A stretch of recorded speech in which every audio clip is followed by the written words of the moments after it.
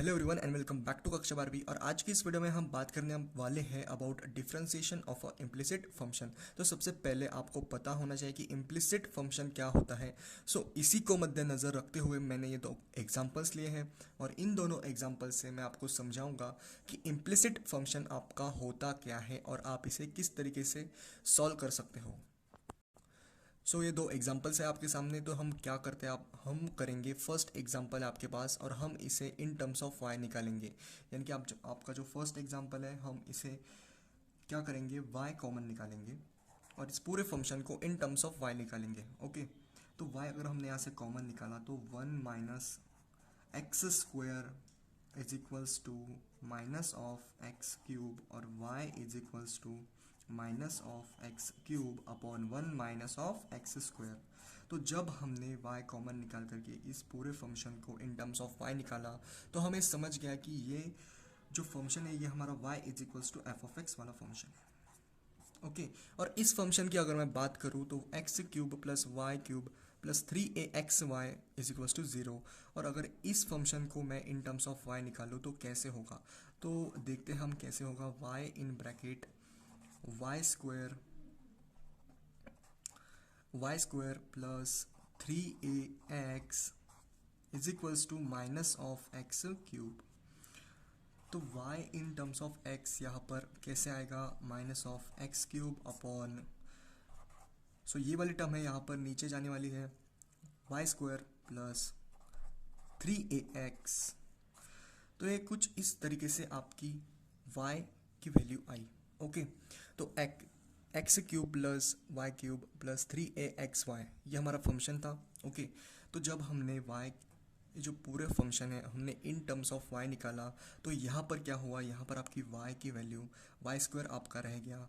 तो ये यहाँ पर नहीं रहना चाहिए था, लेकिन इस फंक्शन में क्या हुआ, इस फंक्शन में y in terms of x आ गया। मतलब कि हमने जब इस पूरे फंक्शन को इन टर्म्स ऑफ y निकाला तो यहाँ पर कोई भी y की वैल्यू नहीं रही और यहाँ पर पूरे x की वैल्यूज़ है। मतलब कि ये कैसा फंक्शन है हमारा, ये हमारा फंक्शन है y in terms of x, y is equals to f(x). लेकिन जब हमने इस फंक्शन को, ये हमारा सेकंड फंक्शन है और ये हमारा फर्स्ट फंक्शन है, तो इस फंक्शन को जब हमने निकाला इन टर्म्स ऑफ y तो यहाँ पर एक y² की वैल्यू, y² की जो टर्म है y² की यहाँ पर रह गई।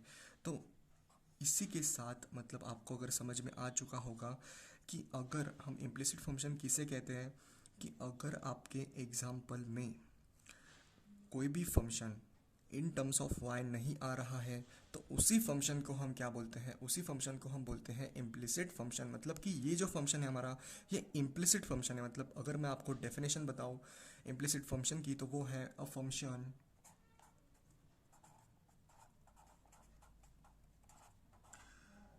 function f in terms of x and y is said to be implicit function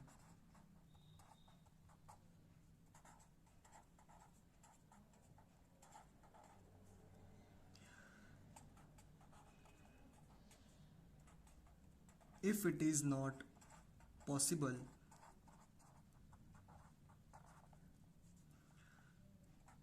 to express y in terms of x। तो मतलब आपको अगर ये डेफिनेशन समझ में आ गई है तो क्या आपको समझ में आ चुका है कि इम्प्लिसिट फंक्शन हम किसे बोलते हैं। कि अगर आपका फंक्शन जो है मतलब कि a function f in terms of x and y is said to be implicit if it is not possible, अगर ये पॉसिबल नहीं हुआ कि आपको एक्सप्रेस, मतलब कि y in terms of x या आपका अगर एक्सप्रेस नहीं हुआ, it is not possible, then जो आपका फंक्शन होगा वो इम्प्लिसिट फंक्शन है। और इसी फंक्शन का हम डेरिवेटिव निकाल सकते हैं। हम कैसे निकालेंगे इस विषय पर हम बात करने वाले हैं कि ये जो फंक्शन है आपका वो इम्प्लिसिट फंक्शन है। और आपको मैंने बता दिया कि इम्प्लिसिट फंक्शन हम किसे कहते हैं। ये फंक्शन हमारा इम्प्लिसिट फंक्शन नहीं है और ये फंक्शन आपका इम्प्लिसिट फंक्शन है। तो इसी फंक्शन का हम डिफरेंशिएशन निकालेंगे। तो अभी हम देखते हैं कि differentiation of a implicit function. अभी हमारे सामने जो फंक्शंस हैं वो दोनों इम्प्लिसिट फंक्शन है। हम उन्हें in terms of y express नहीं कर सकते, y in terms of x express नहीं कर सकते। तो इसी फंक्शन का हम आज देखेंगे कि डिफरेंशिएशन कैसे करेंगे। तो सबसे पहले आप सभी को पता होगा कि आपको क्या करना है। सबसे पहली स्टेप जो होगी वह मैं आपको बताऊंगा, वो होगी आपकी डिफरेंशिएट करना है आपको इस फंक्शन को विथ रिस्पेक्ट टू एक्स। तो सबसे पहले विथ रिस्पेक्ट टू एक्स आपको इस फंक्शन को डिफरेंशिएट करना है। तो यहाँ पर जब आप डिफरेंशिएट करोगे तो यहाँ पर प्रोडक्ट रूल लगने वाला है। तो प्रोडक्ट रूल कैसे लगेगा? First function as it is into differentiation of second function plus second function as it is into differentiation of first function.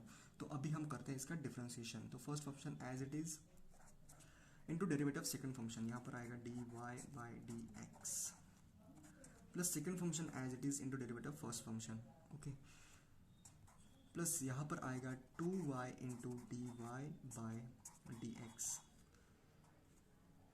Is equal to tan x का डेरिवेटिव क्या होता है? वो होता है sec square x plus y का derivative dy by dx, okay. तो यहाँ पर y था, लेकिन इन टर्म्स ऑफ हमें differentiate with respect to x करना था, इसीलिए यहाँ पर dy बाई dx आया, dy बाई dx आया, ओके। तो अभी हमें क्या करना है? अभी हमें dy बाई dx को कॉमन निकालना है। बस ये स्टेप अगर आपने कर ली तो बहुत बढ़िया बात होगी, आपका जो प्रश्न है वो सॉल्व हो जाएगा।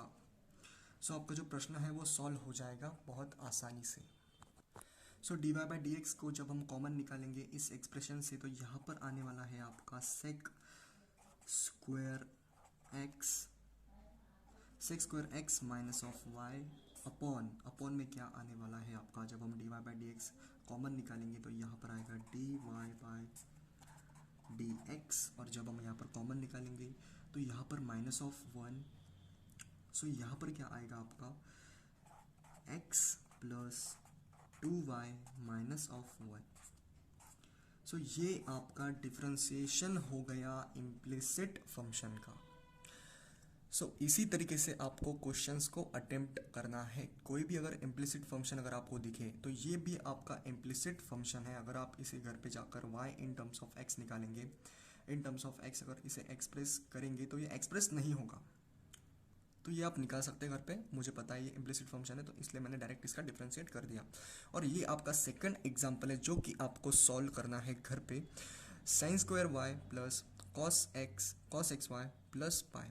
तो इस फंक्शन का आपको dy बाई dx यानी कि डिफरेंशिएशन करना है। ये भी आपका इम्प्लिसिट फंक्शन है, ये भी आप चेक कर सकते हो। और अगर आपको differentiation of a implicit function अगर आप समझ चुके हैं तो इसी के साथ हम समाप्त करते हैं इस वीडियो को, और तब तक के लिए आगे बढ़ते रहिए। All the very best.